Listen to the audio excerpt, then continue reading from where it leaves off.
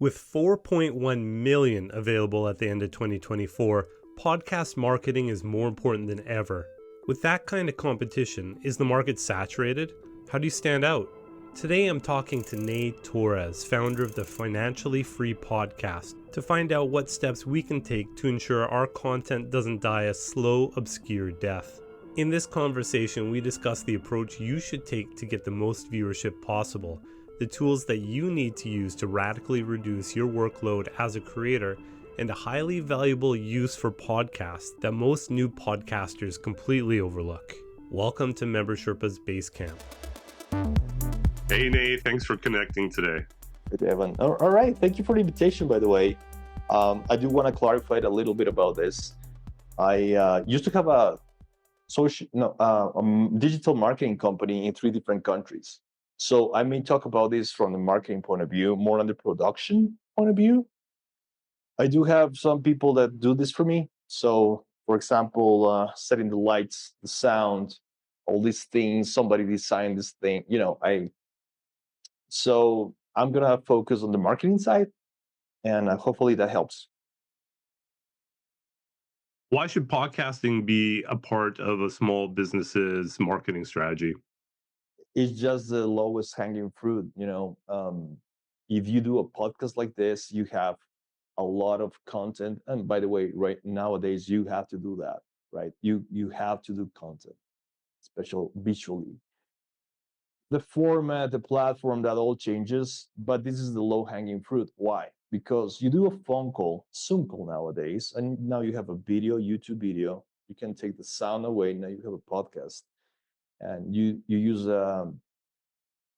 software to create the best, more viral clips automatically, and you end up with 30 pieces of viral content from your interview in just like a minute or two.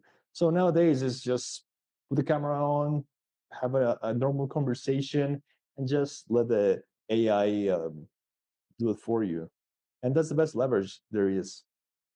So what you're saying is basically you create the video and then you can split it up in many different ways and have different pieces of content, and then your podcast would just be one of those pieces of content. It would be the audio split off from the video.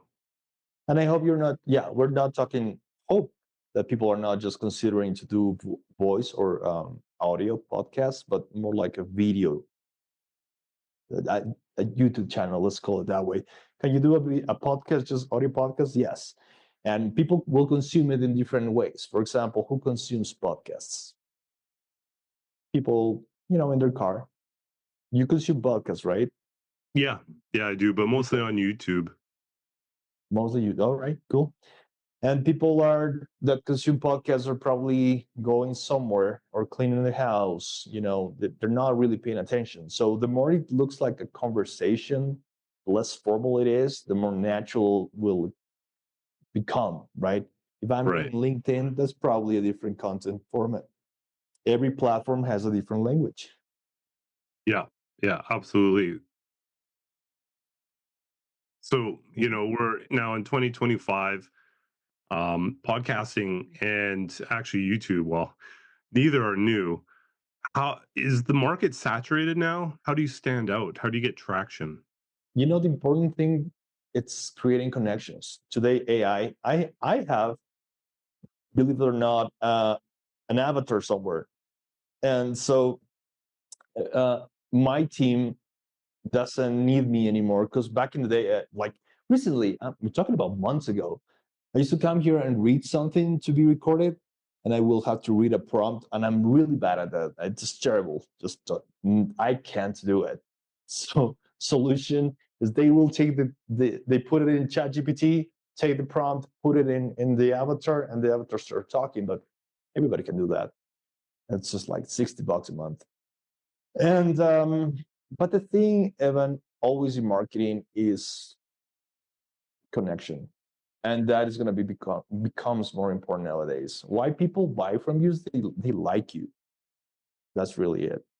Fair enough. So what type of unless you're competing on price, then people will go for the low offer, right? But if you're not the low cost provider of an industry, probably a relationship is the best idea you can have.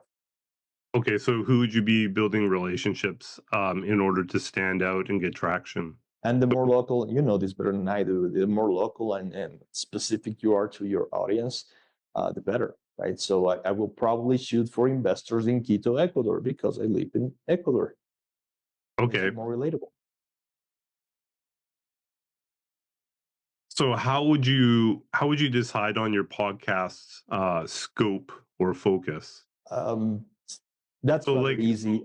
I think you find what you love mhm, and you really want to serve people, because a podcast or a video channel is not going to give you money right away. If you think you're going to make money by posting or becoming viral, you're out of your mind.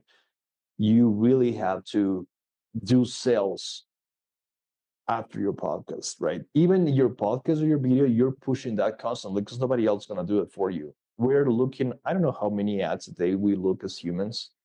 I was handling a number between 5,000 or 40,000 ideas or something like that. You have to be one of those. So, yeah, first find something you love, because you're probably going to make 100 videos nobody watches, and then you start picking up. yeah, then it starts growing. Yes. So our viewers are primarily people that are looking. They maybe just launched a small business, or they're just looking to get into marketing and podcasting, but primarily they have a membership or a subscription website. Let's say that the subscription is for yoga, so they're doing online yoga classes or something like that. How would you look at, obviously yoga is a big topic. How would you narrow that scope down to really focus a podcast?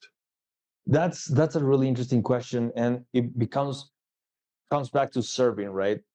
If you really should serve people, that's the beauty of capitalism. Most people don't realize it's not a perfect system, but you get money by serving other people, and they give you their dollars back, and if you do a good job, right? So basically, you're definitely doing something you love, or in a niche you like a lot, and if you have to be interested more than interesting, because the questions you have everybody else has. But nowadays I feel that we are in a point where AI is just gonna kill. If you wanna know something, you just go and type it, right? You don't go Absolutely. back to your web page, and then you get into this blog to figure things out or get these emails, and you just type give me the solution and you get it. So people want to connect. People want to know, oh, this guy is doing what I like or where I want to be, right? A good idea that you gave me the other day is you were walking downtown, maybe, as you did a video, and that looks great, because I was interested in what you were saying, but I was also thinking, oh, I want to see South Korea. Hmm. Yeah. Okay. So how should you go about picking a name for your podcast? I mean, you're a guy who's, you've dipped your toes into a lot of different content projects, I would say. They've all had names. How would you go about picking a name for your podcast if you're just starting out, you or want YouTube scientific channel for that matter? The scientific way to do it is you really want to see. um, I think you want to create a couple of episodes without much of an idea. It's okay to change it. I changed the name of a podcast multiple times. Nobody cares. Nobody cares about your name except your mom, or your business name except you and your mom. That's what Bryce Sugars used to say, a good business coach that I've interviewed before. Nobody cares about your name. Is what is in it for me, right? So I think we get stopped because of all these details of names, URLs, SEO at some point, which are important, but you will make them work. They don't work because it's a good name, it's a good idea. Even if you have garage.com, you still have to make that work. It's just make it more memorable, maybe, to your niche. Hopefully that's good enough. But the scientific way to do it is just, I think, make a couple of videos, get the viral parts with Opus.pro, I think is the webpage, and start getting feedback in name it The name doesn't really matter. It's what's in it for them. And then you can put paid ads on your best viral videos and see what sticks. The name will come. You like one name or another, you don't know how to decide. Perfect. Put $50 in each, see which ones converts the best, and let people choose. So A/B testing it through ads is a good way. I've done that before, so yeah. And I wrote a best-selling book in Amazon, like I think it was 2017 or 19. Getting old, I forget about the dates. But I didn't know how to name it. I have like 20 names.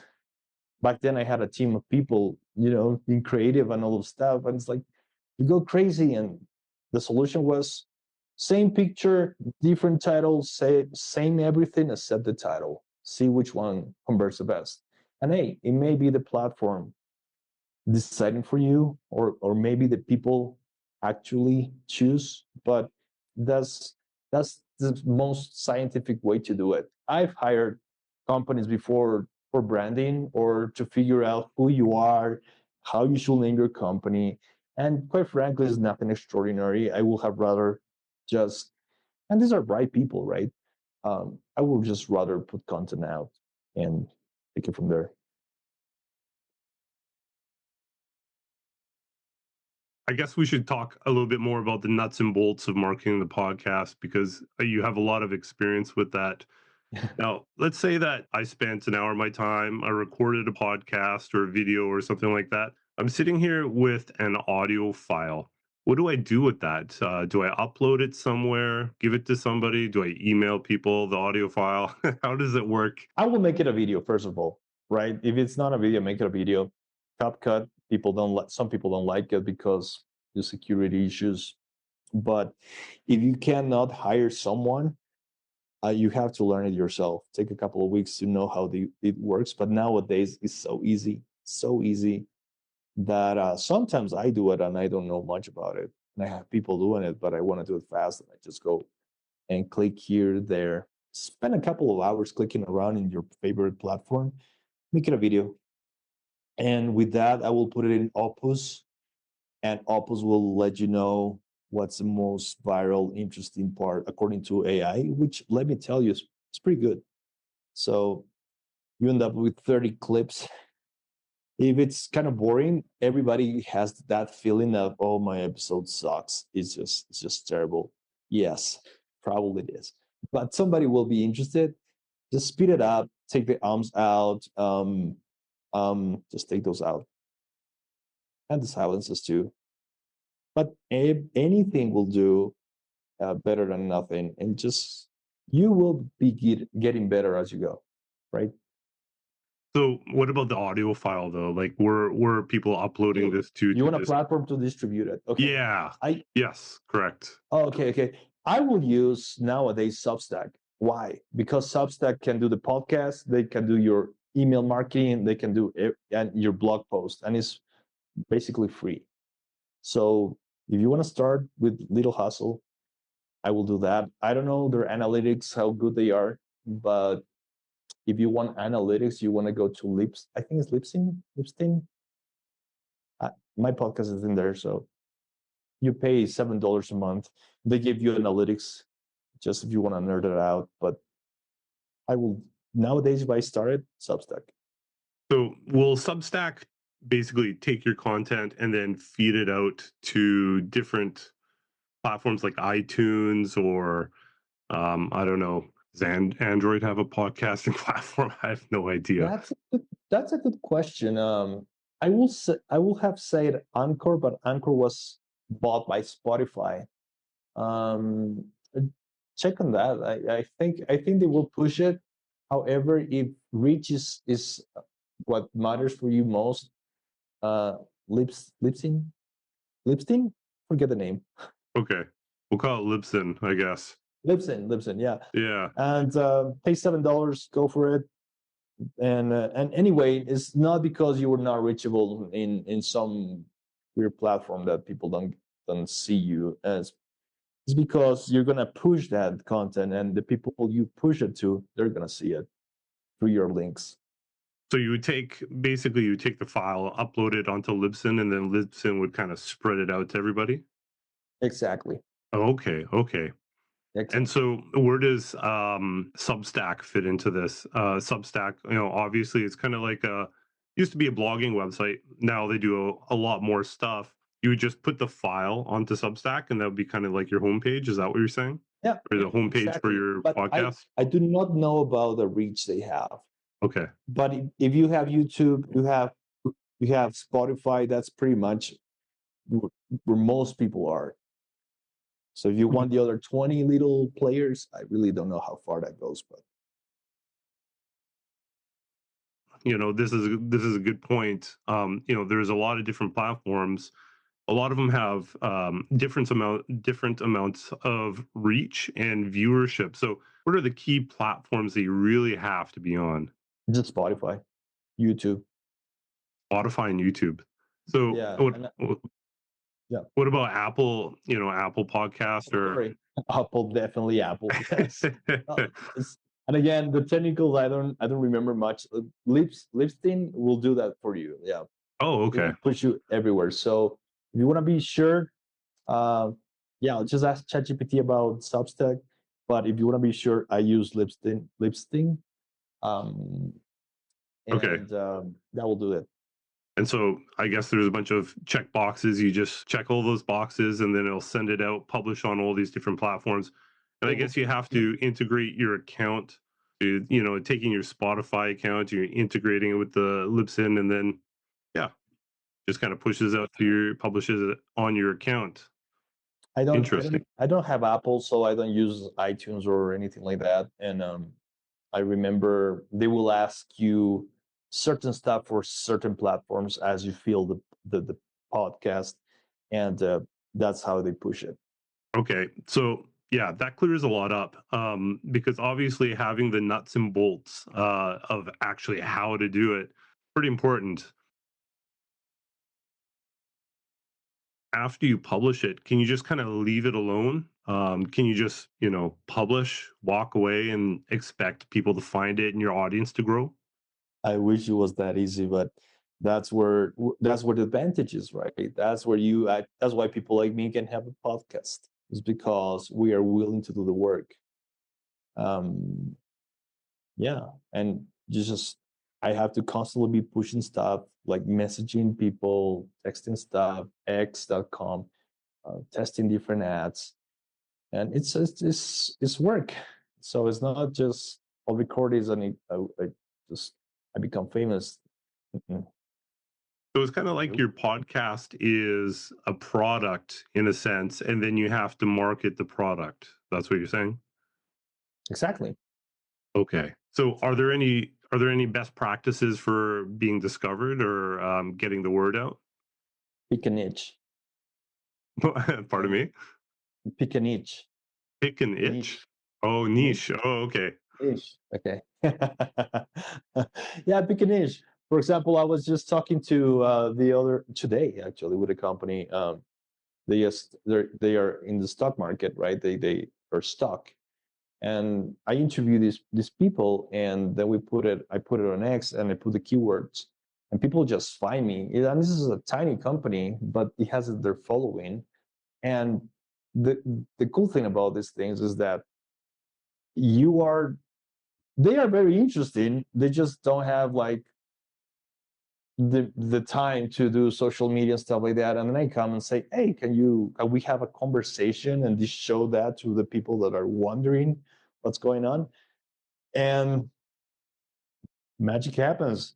I did a post probably last week and they reposted it. And this is a tiny company, really. And they have like, I know, 2,000 people in that post, one post. Yeah. So Okay. if I do that with 10 little companies, then I have a little following because I like to value companies. And that's what I do. Is there any, I guess, SEO strategy that would work in the podcasting world, or are you just would it be basically just following the same kind of SEO strategies that you would use with Google for proper title and description and all that? Exactly. I use a tool called, do you remember the tool? No, I don't. For YouTube. We'll put it on the description for sure, right? Or in the package. But nowadays, AI does everything for you. So, is it important? Yes. You want to do it? Yes. You want to do everything right, especially nowadays when you have AI helping you with everything. It's just no excuse not to do it. Okay, so we've talked about what platforms to be on. Obviously Spotify, iTunes, YouTube. Um, Now, we've also talked about needing to market the podcast. Where are the key areas that you think it would be a good idea to push the podcast out to kind of share it? How to share it? You mean like? Yeah, I mean, obviously there's X, formerly Twitter, Instagram. I'm not sure if that's possible because of their focus on clips and they don't really like links in the posts. So, where are the key areas to really get the word out that you created this podcast? It depends really where your people are. My people like finance people, so they are in fine tweet, pin tweet they call it. So in Mm, X, and it's super easy. But if I was pushing probably something about art, I'm not sure if that I will do it there. Depends where your people are. okay, so basically focus on go to where your customers are. Basically, is what you're saying. Exactly. Okay, fair Exactly. enough. Fair And enough. thinking and thinking what's in it for them. Because you Right. can help. I learned this from Joe Polish. Joe Polish is not that well known, but he's an amazing connector. He has a couple of books about networking and an amazing marketer. And his book is called What's in It for Them or What's in It for Me. And the point is very simple. He used to have 17 minutes back in the day, pre-recorded messages on the phone. So he will take a product, there's a random product, he will put this number on the back so people will call and get more information about what they were holding.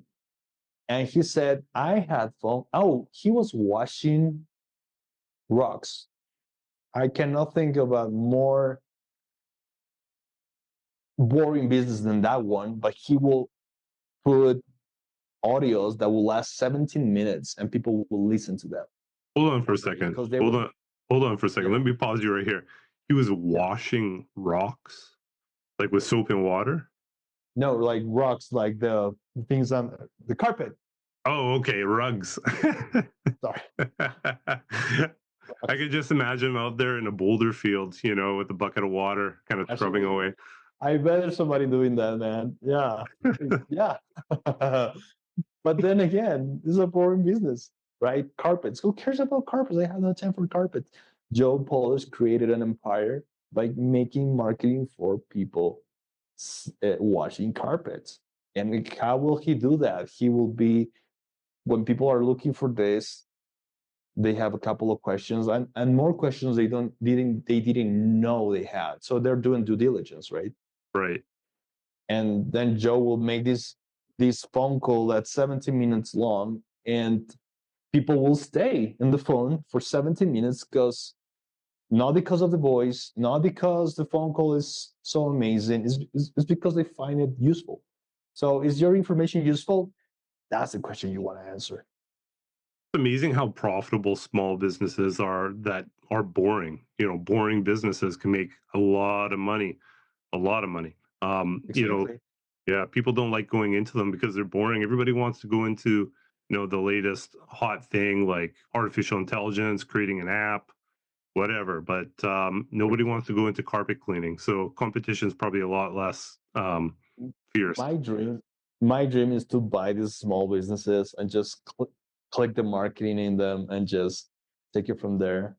I just don't have the I don't like dealing with people and employees. So The I'm organizational thinking, side of oh, things.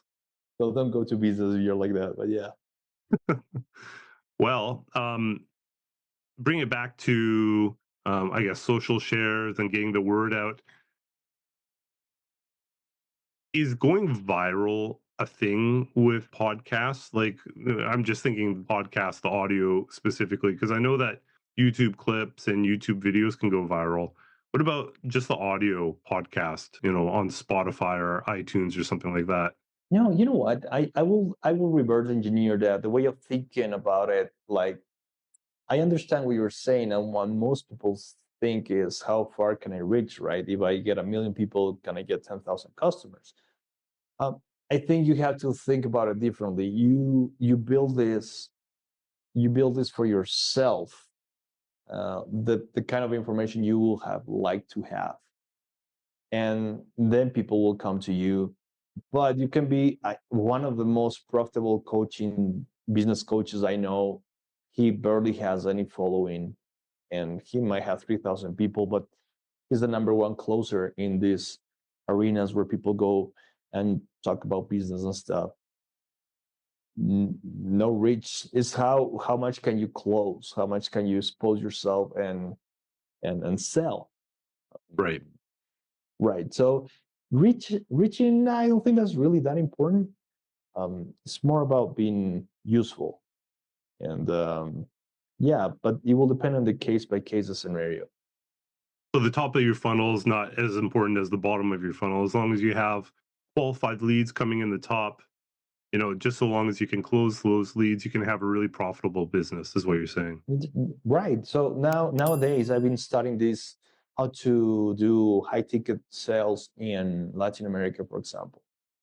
And it's very interesting because it has changed a lot through the years. It used to be that you used to have all these ads that will take them to a landing page, that will take them to a webinar, that will take them to a series of emails, and yeah, like that. But nowadays it's just, this is my value proposition. Click here to schedule a call. Hmm. One landing page, and you need a settler, because interestingly enough, now you need to connect more with people, right? So Right. people don't just click and spend the money. Um, you get the settler first to settle the appointment, and then you get somebody making the sale, the presentation. Not even webinars nowadays. It's just about connecting, and I think people are more nowadays more inclined to just, they people, we will pay more for get a quick answer, or just do it for me kind of thing, if we can find it, if we can trust that person. There you go. Absolutely. I'm watching a lot of YouTube videos lately because I'm just getting into YouTube now. I have totally ignored it for like 15 years of being in business. And there's a lot of people that are posting complaining about having small follower accounts, or their videos aren't getting a lot of views. But in the end of the day, if you have a business and you're very profitable per client, then it doesn't really matter if you have 200 people watching a video or something like that. If those 200 people are qualified leads, then that's a lot of people coming in that could possibly buy from you. And let me ask you something. Why did you take the YouTube channel again? Pardon me? Why did you restart the YouTube channel? What Oh, made you because go through that? yeah, I mean, there's a couple of reasons. First of all, I think that artificial intelligence is going to disrupt Google search. I think that's a strong possibility. Now, I don't know for sure, obviously, but I kind of want to hedge my bets. I kind of want to make sure that if that does happen, I'm not totally screwed. So, obviously, if everybody shifts to using AI, then I'm not, and I have a search focused business, then all the top of my funnel is just, decimated. On the other Exactly. hand, I want to widen the top of the funnel, because when I'm looking at membership specifically, and I want to reach out to people who have membership websites or subscription websites, people who are getting into that space, there's not necessarily a lot of articles that it's possible to write on in that space targeting the membership niche. There are a few, but it's ultra competitive. And then the third reason is obviously to connect to other people and to put myself out there so people can see who I am, see my personality, kind of get to know me. And I think that helps the conversion process quite a bit. You nailed it, especially the last part, which is have fun. Yeah. It's Yeah. can be fun. Yeah. And YouTube is very fun so far. Very frustrating and very fun. So I'm not sure how the audio sounds on this one, but I just recorded one yesterday. And after going through an hour of having a great conversation about SEO, search marketing, the audio is very subpar. The video is very subpar. So definitely there's a bit of a learning curve when it comes to doing YouTube and getting your audio, your video dialed in. If you look back at the first video or two that I made, it was complete trash. And even though I had some pretty good guests on, I think you were definitely number two, I believe. And then I had Omar Zenhome from $100 MBA, and we were profiling his business, but the audio quality and the video quality is just trash. So yeah, definitely learning curve, definitely fun doing YouTube. And yeah, I mean, going back to one thing that you said earlier, where you could just shoot the video and then cut out the audio, and then you have a podcast. Obviously, you have to trim up the spots where maybe there's video content that the audio listener can't see. Maybe you have to, slice out 5 minutes here or there, or a couple seconds here or there, or something like that. But yeah, you can definitely go very far just with a single video. But let me tell you something too. That used to take a long time before. That used to Right. be a full-time job. Nowadays is one click. I was doing that the other day. I needed to take the audio out of a soundtrack, and I just press a button and it was perfectly done. Saved me like, oh no, I was gonna record that again with a professional audio uh, voice person. And yeah, and all these problems with the videos also happens all the time. I have a professional guy with a camera for somebody does videos, and we had to replicate a video that took me two hours to make because yeah, technical stuff, it just never stops. Right. Um, but that's why I always say the best thing to do is just to take one of these things and just do like hey and just post whatever you want. Just keep it going, keep it going. Right. I Right. think it's more about being present in the right moment for your client than anything else, right? Yeah. Yeah.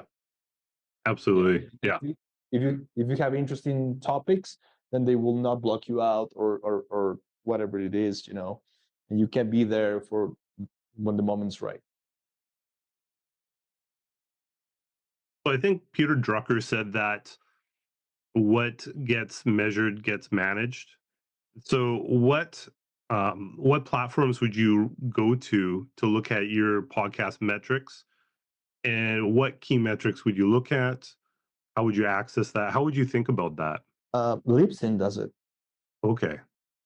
Yeah, Libsyn we does it. said Lipson. Libsyn does it, and it's pretty easy to see. You see the conversion, the clicks.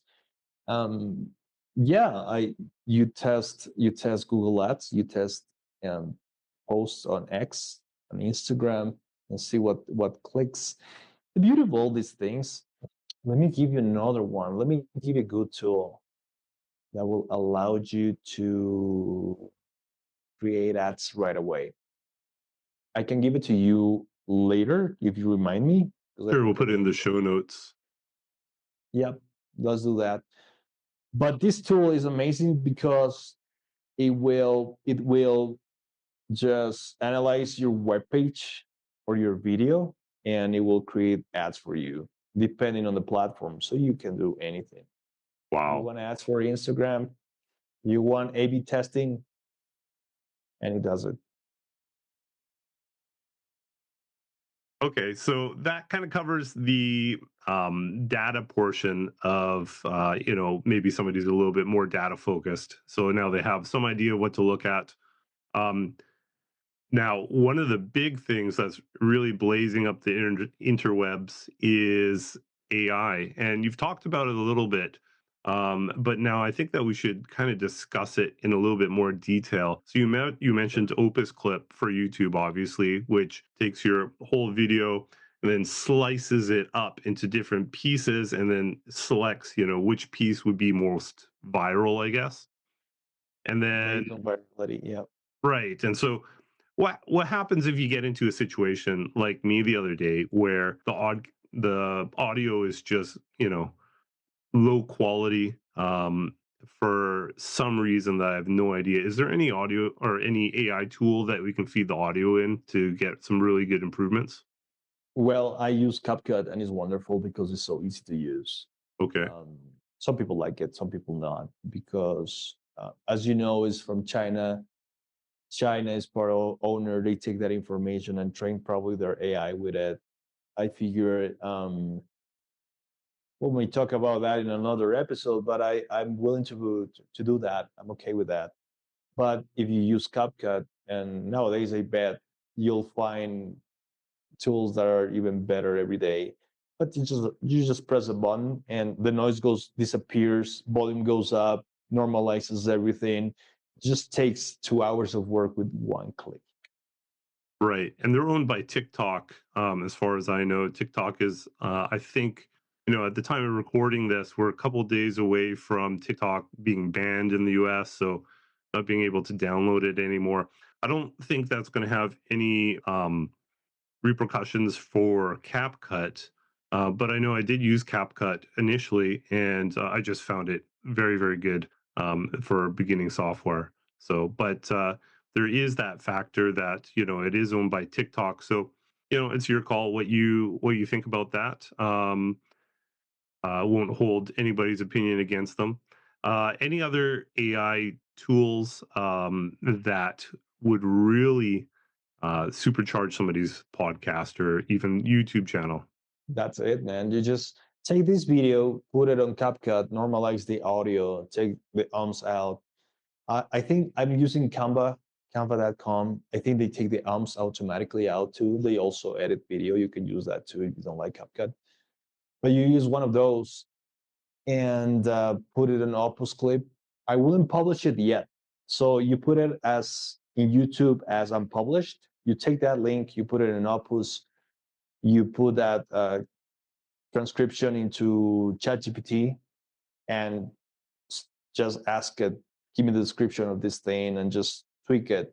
So you don't have to think about all these things. You just take the video unpublished, tell the machine what you want, put it back in, and then you publish with optimized title, optimized test, thumbnails. I use Canva for thumbnails. You go to a section, you go to Canva, you take a picture of you doing or whatever it is, and they will just cut your figure and you can put the title next to it and do the thumbnail. So, and I'm sorry I don't remember this. If you let me look into this, I can give you a couple of tools actually right now. Let me see. If you are studies business podcast, all right, Riverside is one of them, right? Hmm. Music, you want royalty-free music? I guess not. Nowadays you can have that. Opus Clip, yep. 2bbody.com, that's for the SEO in YouTube. And Doobybody.com. let's see that 2bbody. Yeah, and it's like $40 a year. What do they do?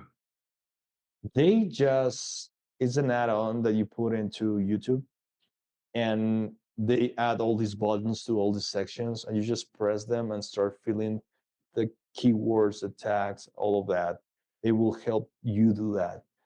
So if you want to be a master in YouTube, just download that thing, pay $40 a year, and it will do it for you. Okay. Yep. Awesome. Thanks a lot for your recommendations. And thanks a lot for chatting with us today. It's really great to have your wisdom.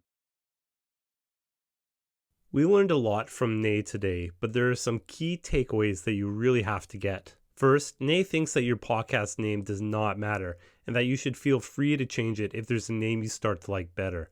A/B testing the name also helps. I'm not as convinced about this as Ney is. I think the name matters because it communicates what you and your podcast are all about. I see it as a promise to the potential podcast consumer and helps people remember how to look you up if they want to listen to another episode. Second, focus your podcast on a niche. Maybe you're a yoga studio, but it makes sense to narrow your podcast down from yoga, which is quite general, to something like yoga for sports injury rehab. Third, and probably most importantly, focus your podcast by thinking about how you can best serve the people in your selected niche. Add value and go deep into that topic. Fourth, use smart software such as artificial intelligence to speed up your workflow. I can tell you from experience that you can save a ton of time and frustration using today's smart podcasting software tools than trying to podcast using software from just 5 years ago.